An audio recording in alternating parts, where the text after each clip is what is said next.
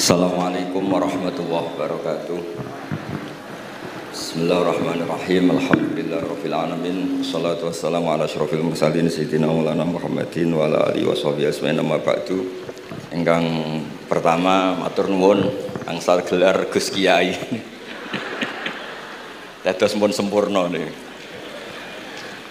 Nggih, teng ngarsa para keluarga besar Mbah Munawir, keluarga besar Mbah Makmum, sedanten mawon ingkang kula hormati, ugi alumni senior wonten Mbah Mus, Mbah Idris, sedanten keluarga ingkang kula hormati. Wau Mbah Mus cerita mergi menangi Bali Maksum. Kula sesuai kontrak baca kitab karangan Bali Maksum. Kula pernah digojlok seorang wartawan. Kados ceritane Mbah Mus wau. Saking menyatunya fikih dengan perilaku niku maling mawon bermadhab. Dados wedhus niku nak teng jaba iku ilang, tapi nak babi iku mboten. Mergi maling niku ngerti nak babi iku haram, wedhus niku halal. Pas penjaraan teng Jakarta nggih ngoten, wonten tiyang jarah babi. Jangan ini haram, kambing saja. Jadi saking menyatune pendidikan Islam niku maling mawon tesih gadah madhab. Tidak nyolong ini wedhus mergi halal, ampun nyolong napa? Babi. Niku kisah nyata, kalau nanti dolan teng daerah mriki. Kenapa ini di luar kalau itu di dalam? Oh kalau ini di luar gak ada yang nyolong Gus, tapi kalau di mergo sing teng jaba niku babi, sing teng jero wedhus. Mergo jare malinge tesih bermadhab. Terus memang cerita-cerita seperti itu kathah mboten sekedar anekdot. Sementing kula badhe cerita tentang zuriyah-dzuriyahipun Bali Maksum wonten sing nom-nom lah sing kula wani ngandani wonten Mas Hilmi, wonten Mas Zaki, wonten sedanten Mas Afif. Kenapa kitab itu harus dibukukan, harus didokumentasi, dan kenapa Bali Maksum menulis Hujjatu Ahli Sunnah wal Jamaah? Kula boten niat pamer, kula niki pembaca Al-Ibris, pembaca Al-Iqlil, pembaca risalahnya Bali Maksum Hujjatu Ahli Sunnah wal Jamaah. Saya juga baca buku-buku karangan orang-orang dulu, terutama tiang Indonesia. Karena Mbah Mun sering pesen wa ma arsalna mir rasulin illa bilisani qaumi. Jadi orang itu jadi rasul itu pasti dengan gaya atau budaya masyarakatnya. Termasuk wau wong desa niku hormat tamu. Nah ning kota niku bentuk hormatnya beda. Mulane wonten kiai desa munifal yukrim jarahu iku nak ketemu tonggo takok, nak ora takok sombong. Nak kiai kota walian, nak ketemu tonggo aja takok, iku ganggu privasine wong. Dados makna ikram tetep, tapi implementasinya bilisani qaumi. Orang kota itu kalau sering ditanya itu mesti protes karena privasinya terganggu. Tapi kalau di kampung itu suka ditanya karena itu dianggap keramahan. Makanya kula niku termasuk orang yang jarang bertamu. Mergi kula gadah trauma kalian kakakipun Gus Zofur Gus Kamil. Beliau berkeyakinan silaturahim usai dolani alumni bareng didolani assalamualaikum matur nuwun Gus rawuh niku alumni niku ilang awan-awan mergo kepengin hormat nyembelih ayame jek dolanan pitik itu teng desa kan pacare kuwathas golekane angel bar salam niku ilang sampai sak jam bali runtusen pitike mboten kecekel akhir ngapunten Gus mboten saged hormat ngapunten mboten saged hormat. Itu bukti bahwa implementasi syariat Rasulullah itu juga harus dipikir. Ojo pepe seneng silaturahim santri alumni melarat kerja teng pabrik jam 09.00 didolani. Akhirnya mikir sitok kiaiku, sitok bosku. Nak hormat kiaiku diamuk bosku, nak hormat bosku gak hormat kiaiku. Hal-hal seperti ini kemudian melahirkan satu kearifan setiap kiai di era masing-masing. Terus kula mboten berargumentasi membela diri niku mboten, tapi memang Bapak kula kesaksiane Mbah Mus, beliau teman bapak kula niku seneng silaturahim. Terian bapak ki sering dawuh teng kula. Sok kowe ya ora kaya aku. Mbah Mun ki sering dawuh teng kula, kowe ya aja kaya aku, wong beda zaman. Karena tadi dolan ning santri sing mboten enten, assalamualaikum terus ilang ngejar pitik awan-awan. Pitike macam-macam kegiatane pitik. Intine mboten kecekel. Kemudian niki teng kanca-kanca teng adik-adik sing hafid, sing hamalatil Quran. Kalau pesen belajar niku belajar sisi belajar itu harus cari sisi ekstrimnya. Kalau bolak-balik matur di berbagai kesempatan. Wow, kekhawatiran Mbah Mus kalau ada orang hanya kembali ke Quran itu memang bahaya sekali. Bayangkan kalau ada orang misalnya hanya mengharamkan al-jam'u bainal ukhtain, karena itu yang disebut Quran wa antasma'u bainal ukhtain. Jadi yang haram itu menikahi kakak dan adiknya, adik dan kakaknya sekaligus. Di situ tidak ada penjelasan perempuan dan budenya, perempuan dan mbahnya. Kemudian zaman Nabi Sugeng hanya ditambahi wala bainal mar'ati wa ammatiha, wala bainal mar'ati wa kholatiha. Dan tidak boleh menikahi perempuan pas buliknya atau budenya. Nabi sempat melarang. Karena kula sebagai lelaki niku ijek masuk lah.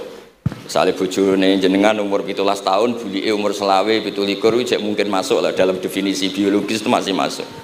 Dan Nabi tidak pernah menambahkan wala binal mar'ati wa jaddatiha. Karena kalau istri kita umur 20, banyak mungkin umur 70. Itu kira-kira enggak usah dilarang ya ora kepikiran. Jadi orang kepikiran ya rada sableng. Nah, kemudian kalau hanya kembali ke Quran, nanti kita hanya mengharamkan al-jam'u bainal ukhtain, karena itu yang disebut Al-Quran. Wa antasma'u bainal ukhtain. Lalu lahirlah pakar-pakar balaghah. Itu disebut min itlaqil ba'di wa iradatil kul, yang disebut ukhtain tapi maknanya bainal mar'ataini sing bainahuma ada mahram atau ada mahramiyah. Antasma'u al mar'ataini sing bainahuma mahramiyatun. Jadi barokahnya ngaji sama ulama itu kita tahu duduk perkaranya. Ini lafadz yang mewakili atau lafadz yang sebenarnya atau lafadz yang simbolis.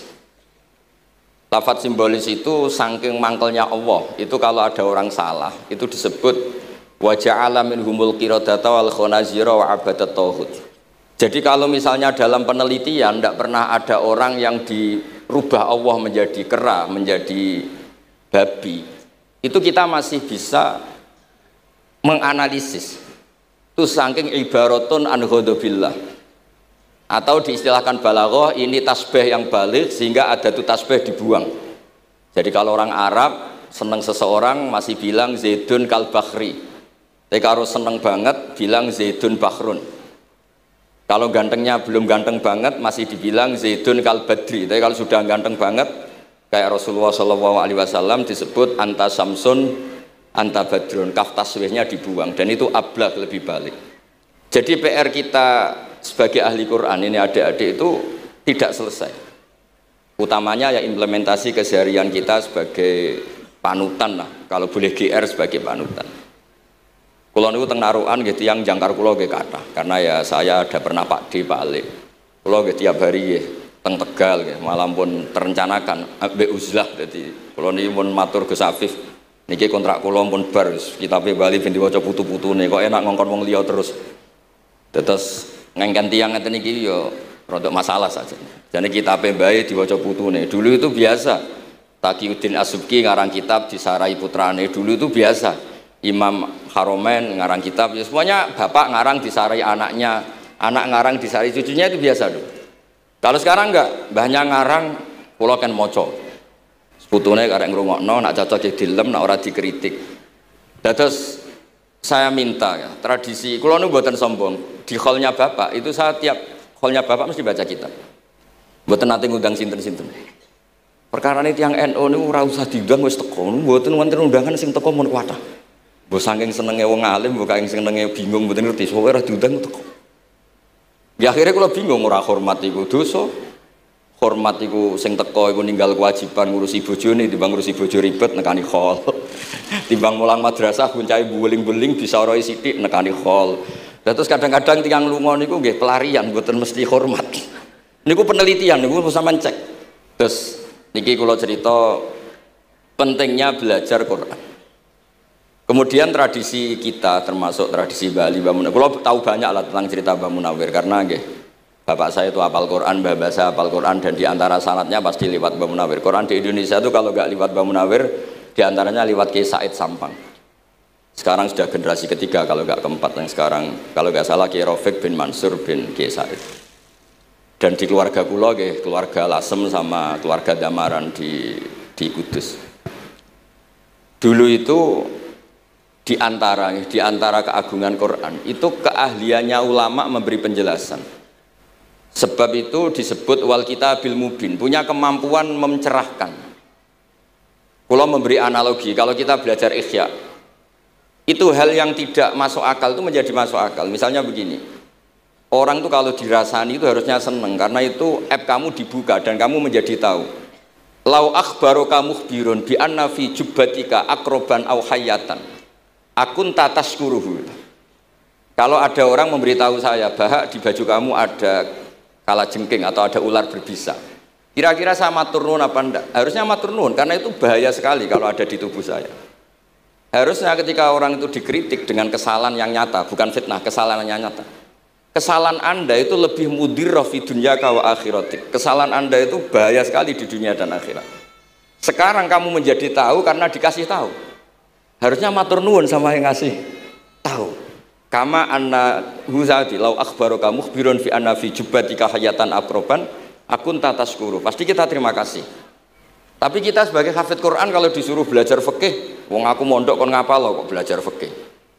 Kadang-kadang malah saking kaconya itu, aku wong Quran, iku wong kitab. Memangnya kitab jubuk konti nak boten nggih Quran. Jadi masalah-masalah yang saya sering dikelui beberapa kiai termasuk Gus Kafabi Lirboyo pernah cerita, saking nggak pernah ngajinya, ada orang takut mutah karena hamil pas sholat ngunyah permen. Nggak tahu kalau itu membatalkan apa? Sholat. Jadi banyak cerita-cerita nyun sewu tanpa ingin tangkis merendahkan hafidh-hafidhah kita, hamalatul Quran, hamilat ini ada masalah fiqhiyah keseharian. Kalau dulu itu udah ada. Kunna nata'allamul Quran, kunna utinal iman qoblal Quran. Kita ini dikasih iman dulu baru dikasih Quran sehingga iman kita mantep. Baru belajar Quran. Fana ta'allamuha asro'aya asro'aya. Dulu kalau mengistilahkan Quran memang pakai dhamir muannas karena artinya ayat. Terus dan kita tidak beralih hatta nata'allama halalaha wa haromaha. Dan kita tidak beralih sebelum tahu halalnya mana, haramnya mana. Ini penting karena ada hal-hal yang sifatnya itu fatal kalau tidak ngerti. Misalnya tafsir. Itu ada ayat wa min thamaratin nakhili wal a'nabi tattakhiduna minhu sakaron. Ketika khomer belum diharamkan itu masih Allah imtinan. Imtinan itu menyebut nikmat. Di antara nikmat itu disebut tattakhiduna minhu sakaron. Kamu itu kalau punya buah anggur bisa agak-agak ngefly dan itu bisa melupakan problem Anda. Kemudian ketika perang itu orang Islam itu sadar, yang orang kafir itu agak sakau, agak sakaron. Kalah dia pede, yang orang Islam nggak pede karena sadar. Akhirnya masih ada jawaban kul fi ma itsmun kabir wa manafi'u linnas, termasuk terus kendel. Akhirnya ya sama-sama agak ngefly, sebagian ya tidak semuanya. Sehingga haramnya khomer itu sampai 3 kali periode. Nah, pernah haram hanya kalau mendekati sholat, la taqrabus sholat wa antum sukaro. Tapi kalau mau sholat duhur ya nyakonya itu jam 7. Jangan setengah 12 nanti masih kuliah ayyuhal kafirun a'budu ma ta'budun wa antum abiduna ma a'bud. Karena peristiwa itu baru terakhir diharamkan tanpa catatan. Nah hal-hal seperti ini misalnya saya ini Mbah Mus sering ngendikan, Pak Kures juga sering ngendikan, saya tidak percaya terjemah kata Mbah Mus. Ya karena kalau terjemah itu berdiri sendiri ada ayatun mansukhoh atau ahkamun sing mansukhoh atau hukmun sing mansuh. Kebetulan anak ini belajar yang mansuh, dia tidak ngerti nasihnya, yaitu terus dipegang, katanya memegang Al-Quran. Padahal hukum itu sudah diganti sama Allah Ta'ala, disebut nasa mansuh. Sehingga dulu kalau Sayyidina Ali ngecek beberapa masjid, ada guru atau ustadz, kamu pengajar Quran iya, apakah kamu ngerti nasa mansuh? Enggak. Jawabnya Sayyidina Ali, halakta wa ahlakta, kamu sendiri rusak dan kamu merusak orang lain. Nah ketika di Kerapia itu ada Mbah Ali Maksum, Mbah Maimun tuh sering cerita ke saya, dhisik iku hak Mbah Munawir saking kepingine santri Quran yang ngaji kitab. Iku kalau ada santri Lirboyo atau santri mana mulang muin itu Mbah Munawir ikut sebagai percontohan ben santri-santri itu seneng ngaji fikih. Terus kata Mbah Mun saking kesemseme Mbah Munawir iku ambek wong alim, delalah besanan wong alim. Dulu Mbah Zaini pernah angsal keluarga Lirboyo. Sehingga beliau punya zuriyah teng Lirboyo. Terus besanan kalian Mbah Maksum. Nyai Hasimang Sal Bali Maksum, sehingga terus di Krapya itu banyak orang-orang alim. Tapi terus Mbah Mun cerita kabeh ono regane, Bali Maksum terus populer sebagai alim alama, sehingga yang ke Krapya itu ya ora pati niat tahfidz, niate ngaji kitab. Singkat cerita di era itu ada Ki Abdul Qadir, tapi pondok Krapya Bali Maksum terlalu populer sehingga terkenal ngaji sorof Bandungan. Sehingga dulu di Indonesia itu ada sorofnya Mbah Ali Maksum, ada sorofnya Mbah Maksum Ali Kuaron itu. Nah yang sorofnya Mbah Ali Maksum ya fa'ala yaf'ulu uf'ul. Kalau sorof di Mbah Maksum Kuaron fa'ala yaf'ulu fi'lan. Yang satu ngikuti fi'il itu ya harus jejer fi'il, yang satu ngikuti jurumiyah. Kalau yang dikatakan master itu sing yaji'u salisan, yang datang ketiga dalam tasrifnya fi'il. Sebab itu terus tradisi sorof tadi yang dalam apa itu latihan munakosah tadi diteskan anak-anak itu memang penting, karena kalau kita nanti belajar sab'ah, sorof itu segala-galanya. Misalnya qiraatun Nafi' itu bacanya fala yuhzinka qauluhum, karena beliau berkesimpulan kalau khazana yahzunu husnan itu susah, bukan menyusahkan. Yang makna menyusahkan itu af'ala yuf'ilu ifalan, sehingga qiraat apa ya antara fala yuhzinka qauluhum sama fala yuhzinka qauluhum. Tapi Imam Asim cara berpikir secara riwayat, tentu qiraah itu sunnatun muttaba'ah. Banyak lafadz yang sudah seperti itu sudah mutaaddi, kayak qatala yaqtulu qatlan itu qatalahu bukan aktalahu. Sehingga beliau menganggap khazana yahzunu sudah mutaaddi binafsi, jadi nggak perlu dibaca fala yuhzinka qauluhum, cukup dibaca fala yuhzinka qauluhum. Dan saya berkali-kali matur teman-teman yang mengkaji Quran, kafa'ayak fu'ukuf'an itu bacaannya Imam Nafi', karena memang yang maknanya mukafa'ah itu mahmuslam, tapi orang Quraisy itu nggak suka hamzah, sehingga ditakhfif menjadi kafa'ayak fa'ukufuan, meskipun mereka tahu kalau itu mahmuslam. Nah Imam Asim di beberapa bentuk fi'il itu masih memahmuskan, misalnya Allahu yastahzi'u bihim, di isim fa'il juga mustahzi'un, tapi kalau masdar beliau bacanya huzuan, kufuan. Padahal di fi'ilnya bukan nabiun tapi nabi ibadi anni anal ghafurur rahim. Tapi di nabiun jadi nabiun, harusnya kan nabiun. Fa innan nabiyya man naba'anillah. Dikatakan nabi itu orang yang menceritakan ketentuan Allah. Harusnya nabiun. Jika qiraatun Nafi' ya tetap wan nabiin ya ayyuhan nabiu. Nah, berkahnya Mbah Munawir orang terus menjadi tahu qiraat sab'ah. Dan berkahnya Mbah Ali kemudian orang tahu duduk perkaranya kalau nabiun dari nabiun bimakna man akhbaro anillah. Dan terus berkahnya wow, kalau saya boleh GR berkah Gus Gofur kula berkah ngeten-ngeten iki duka Kiai Peres napa Kiai Media mboten roh. Berkah ini terus kula ngomong terus. Saya tidak khawatir salah, bukan karena saya maksum ndak. Wong Islam pun pinter. Nak bener minallah, nak salah kok Gus Bah. Jadi kula niku madlum. Jadi penak wong Islam niku penak. Kula niku sering tahajud nak ndonga ya Allah, kula niku pede mawon nerangno Quran. Mergo tiyang Islam pun sae. Nak bener jare jenengan, nak salah kula. Lah nak kula sing salah nggih sederhana mawon, kula abdun, kula kawula, kula nak ndonga nggih Rabbana dzulamna anfusana. Sebelum disalahkan orang juga saya sudah merasa salah. Wa akharuna atarafu bi dzunubihim khalatu amalan sholihah wa akharuna wa sayya. Mulane kula suwun kangkang mbak-mbak sing khatam Quran pede mawon. Bahwa yang Anda lakukan menghafal Quran itu sudah benar. Meskipun Anda tidak sempurna, misalnya Anda tidak faham, Anda tidak bisa melakukan. Khifdhu kalil Quran huwa al-khifdullah. Kamu menghafalkan Quran itu sudah menjaga lafaz-lafaz Quran. Sehingga lafaz Quran tetap mutawatir, lafaz Quran tetap ma'ruf, tetap masyhur, sehingga ketika ada yang memasukkan Quran konangan. Tapi kalau yang hafid sedikit lam yablugh adadat tawatur, takutnya kalau ada yang menyalah, ada yang apa itu tidak diketahui. Ini barokahnya hamalatul Quran sing aksar wa aksar itu kita terjaga. Nah itu yang dimaksud Mbah Mus, Quran itu harus jadi budaya. Ning desa itu wong ra salat lah, dengar ada warung ayamnya tiren nggak disembelih itu tidak mau makan, haram. Padahal dia ini ra salat itu lebih dari haram. Tapi tetap nggak mau makan ayam tiren. Nggak sholat disuruh makan babi ya nggak mau, haram.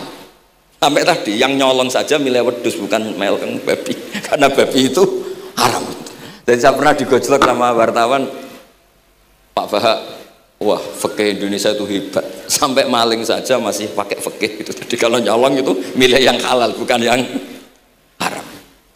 Bon niku bentuk hormat kula teng keluarga Mbah Ali, bentuk hormat kula teng Mbah Mus teng sedanten keluarga niki kula badhe maos kitabipun Mbah Ali. Kula pancen pengagum kitab-kitab yang dikarang orang Indonesia. Mereka kita anggap niku lebih aplikatif lah, karena dikarang orang yang trauma dengan Indonesia. Kemudian setelah trauma ingin membenahi Indonesia. Misalnya jenengan ngertos sesajen, mbok haramno iku tradisi, mbok barno iku sawangane kok dekati sirik ning pinggir wit gede. Akhirnya dimodifikasi, mangan-mangan, kumpul-kumpul tapi tahlilan. Nah, masuk tahlilan la ilaha illallah barani kalimatu syirkin. La ilaha illallah itu kalimatu syirkin. Kalau dilafatkan di bawah pohon. Terus piye logikane ku piye? Kalau bolak-balik matur. Hadil kalimah sara bihal kafiru mu'minan. Fa kaifa saral mu'minu kafiran juga bihadil kalimah. Itu logikanya enggak ketemu. Orang yang kafir puluhan tahun saja sekali melafatkan la ilaha illallah Muhammadur Rasulullah qulil ladzina kafaru iyantahu yufar lahum ma qad salam. Selesai, sara mu'minan. Bihadil kalimah. Kemudian kalimah yang sama ketika kita baca dianggap kita ini kafir juga bihadil kalimah. Akhirnya dengan modifikasi khas Indonesia, kearifan Indonesia tetap sesajen tapi tahlilan. Tetap melakukan hal-hal Jawa tapi dimodifikasi menjadi Islam. Kalau kita misalnya orang modern nggak ingin mengganggu orang lain yang kita tamui, gampang dalilnya. Ada ayat la tadkhulu buyutan ghaira buyutikum. Kamu jangan sowan ke orang lain atau dolan ke orang lain. Hatta tastanisu. Ukurannya bukan salam dulu, bukan hatta tusalimu, hatta tastanisu. Jika kamu merasa nyaman, kamu bisa ngukur tingkat akrab kamu. Kamu bisa ngukur jamnya orang itu. Kamu bisa ngukur kebutuhan orang itu. Butuh saya ndak? Kenapa mertamu pengen kayak duit bebas jam? Atau kamu orang cantik yang kamu tamoni sing seneng kue bebas jam? Tapi aku apa nagih hutang? Mertamu orang yang kamu tagih itu mesti kamu dianggap problem. Atau mertamu orang yang nggak akrab di jam istirahat, tentu kita dianggap problem. Makanya ukurannya Quran tuh hatta tastanisu. Kamu merasa nyaman. Istiqnas itu nyaman, enjoy. Kayak saya dolan di Gosofur kan akrab mulai kecil teman saya. Mungkin bisa ngabaikan jam. Jadi kalau saya dolan di kiai yang tidak kenal saya, mungkin kedatangan saya dianggap problem karena di jam tertentu. Saya harus mikir, kayak apa hebatnya Quran ketika bikin aturan la tadkhulu buyutan ghaira buyutikum hatta tastanisu. Setelah nyaman nggak apa-apa waktu salimu, jangan salam dulu. Istiqnasnya tidak kena, salamnya geger. Akhirnya banyak kiai keselak. Assalamualaikum pas makan, nggak dijawab. Assalamualaikum. Nah hal-hal seperti itu harus santri-santri ini kalau niat ngandani lari-lari, bukan niat ngandani kiai-kiai, harus waqafil qalb, harus warrasikhuna fil ilm. Tahu betul kualitas hatta tastanisu. Kamu itu merasa nyaman istiqnas. Kemudian rasa nyaman ukurannya apa ya? La dororo wala diror. Kamu tidak ganggu diri kamu sendiri, juga gak mengganggu orang lain. Sehingga setelah itu semua baru watu salimu ala ahliya.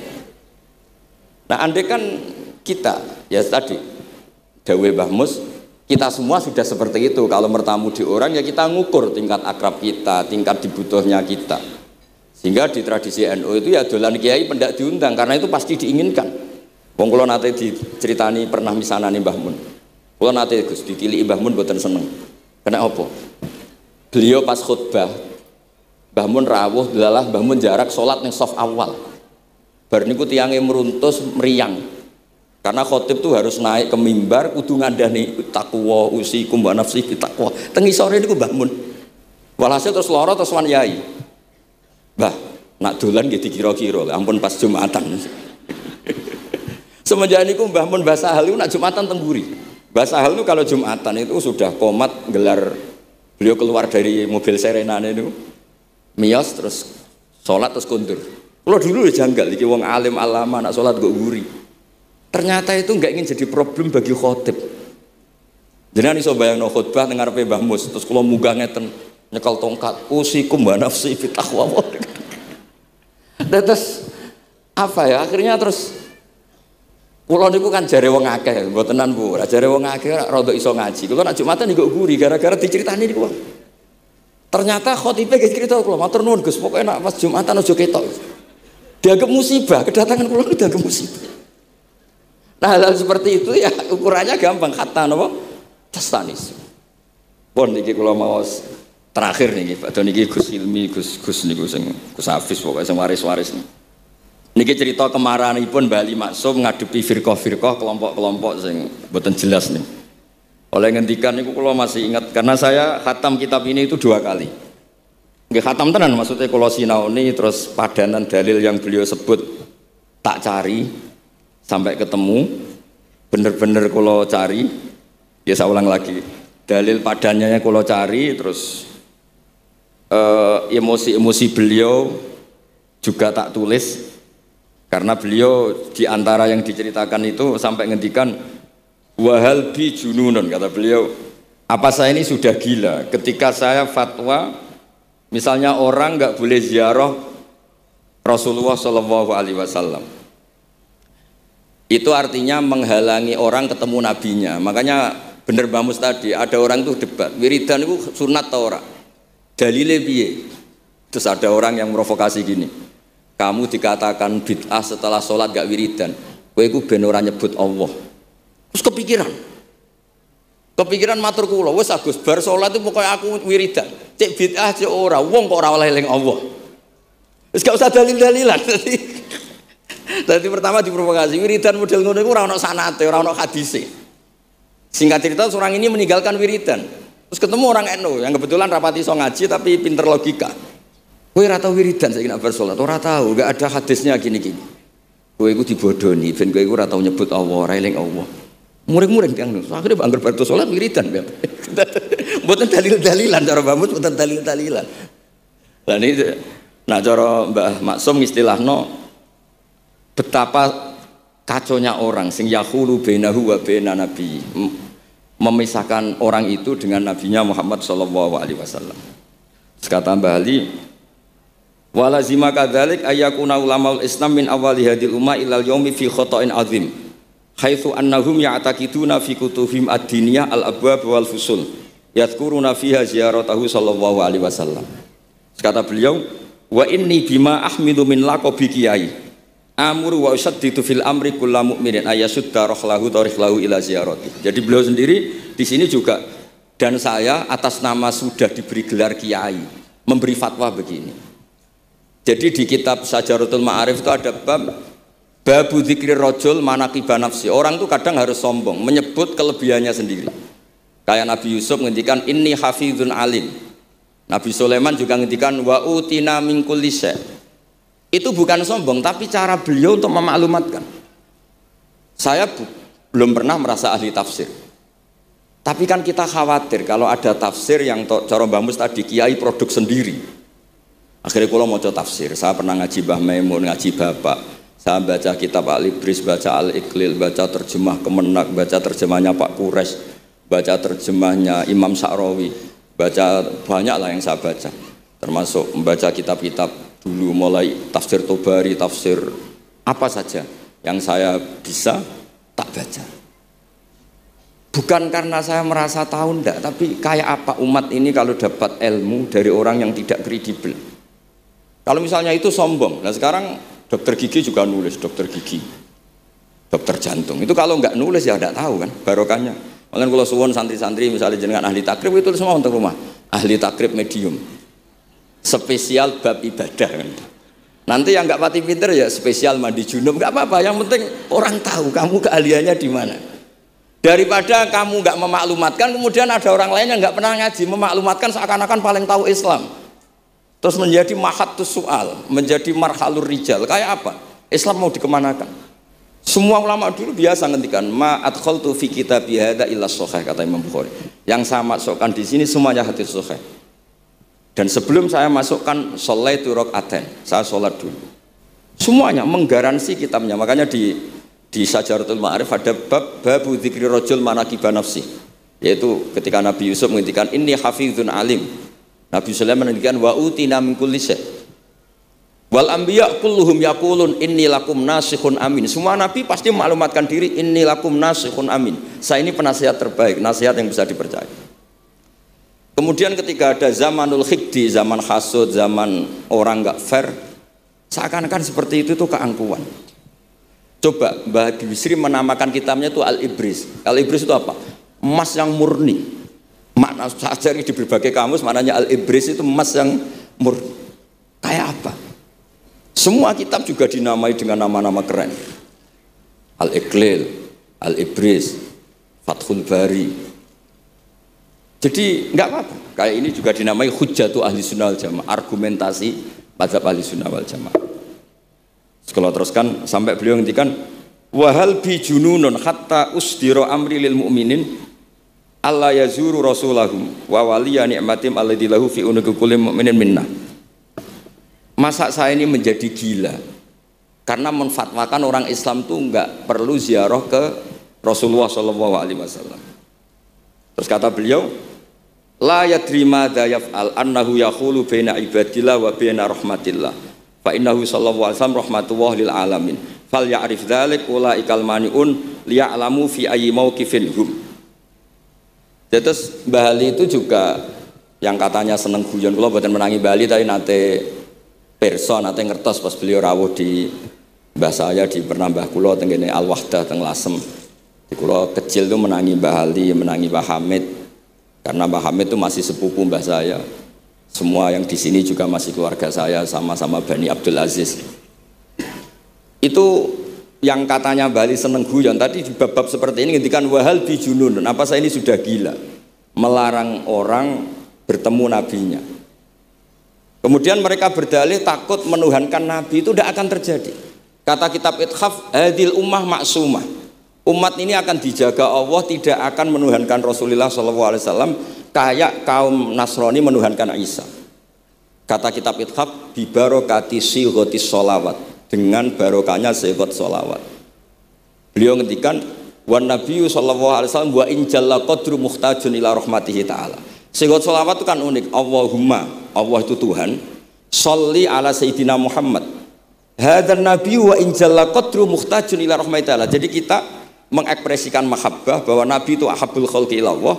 Di saat yang sama kita tetap bilang Allah yang Tuhan, tolong selalu beri sholawat dan rahmat ke Rasulullah. Berarti duduk perkaranya tetap Allah sebagai Jalla Jalaluh, Nabi apapun mulianya abduhu wa rasuluh. Jadi sholawat itu sudah sighot yang insya Allah tidak akan menjadikan hadil ummah mengkultuskan Nabi hatta rafa'uhu ila darajatil uluhiyah. Karena barokahnya sighot sholawat tetap Allahumma al-mu'ti wa nabi wa injalla qadruh al-mu'ta, yang dikasih. Jadi hadis sighot itu sudah sighotul tauhid, sighotul mahabbah, sighotul alaqah baini wa baina Rasulillah sallallahu alaihi wasallam. Kayak apa hadil ummah? Ya tapi tadi bener dawuh Mbah Mus, nerangno ngene iki bagiane kiai ning desa rasa diterangno wis sholawatan. Jadi kepenak rasa dalil-dalilan wis sholawatan. Tapi memang resiko gak ada yang menerangkan suatu saat kalau ada itsaratus syubuhat itu terus mereka bahaya. Makanya ada yang ngalahin nerangno sepatus ini masih terjaga. Terus niki kula nyuwun sangat, kula niku pancen bapaknya bapak saya. Bapak saya semane Mbah Nur Salim, gak ada bapak namanya Mbah Nur Samduko niku sepuhe niku seneng uzlah. Kula niku duka niat sepundi tapi memang mungkin faktor gen. Saya itu termasuk orang yang nyuwun sewu sekali terganggu kalau sering ada acara-acara, makanya mun wayahe lah niki mun wayahe Mas Afif, Gus Zaki napa Gus Ilmi mus wayahe nyai, wayahe ngaji mulang kitab mbah iki teng ngarepe wong akeh dadi nak salah izin. Ojo ngomong ngarepe santri keliru jari laduni benus. Sok repot. Terus niki mboten niat menapa ngoten mawon. Assalamualaikum warahmatullahi wabarakatuh.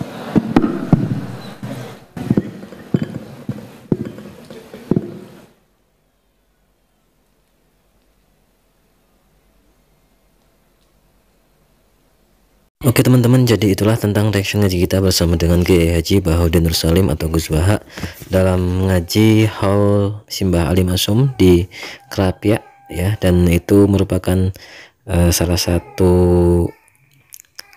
kumpulan para ulama yang hadir di situ. Salah satunya adalah Mbah Mus atau Kiai Haji Mustafa Bisri, Gus Mus, dan yang lain-lainnya, dan beberapa catatan yang sudah kita dapatkan dalam kajian kita kali ini.